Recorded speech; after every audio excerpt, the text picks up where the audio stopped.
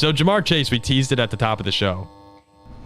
If I were a Bengals fan, I'd be a little pissed off with Jamar. And I know that he says this stuff all the time, but in his locker room interviews, he's saying nothing stands out about the Chiefs secondary. No lockdown cornerback like Jalen Ramsey. A nice shout out to Zach's team right there.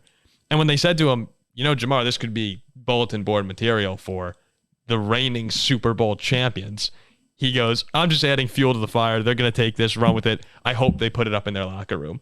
And my first thought is, it's really fun. Like, it's fun to have guys trash talk back and forth. Second thought, though, is that Joe Burrow is not on the field anymore. Joe Burrow can handle that. He can take an angry Chiefs secondary, an angry Chiefs defense team. Jake Browning, I don't think, wants to be hearing this from Jamar Chase right now.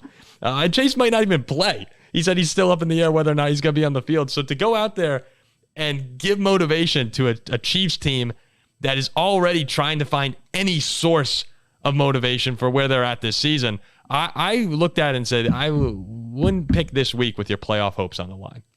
Well, you know what's even funnier, you're talking about Jake Browning being mad, is what he said afterwards, right?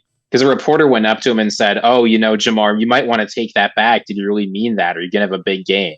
And he said, I don't know. I don't play quarterback. Oh, yeah. So he's saying even if he has a bad game, the Chiefs secondary is bad. It won't be his fault. It'll be Browning's fault. Yeah, that was a shocking. I mean, we've seen stuff like this from Chase before, so maybe not shocking is not the right word, but I did raise an eyebrow. It's just horrendous and dumb.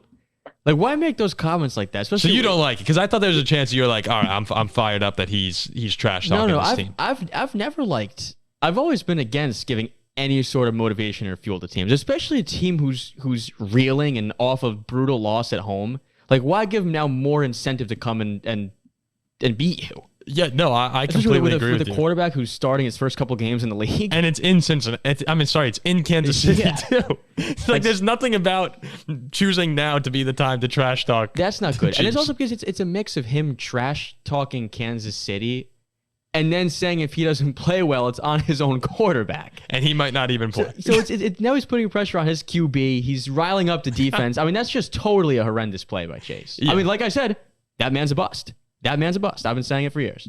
The Bengals fans are probably going to come up in the comments section right now and start yelling at us. I don't think we're Bengals fans. You guys are horrible losing us by 20 points. They'll start saying, you'll see what happens on Sunday. The Chiefs are playing bad football right now. There's a chance that you can win this game. I see no reason to give them any sort of motivation here.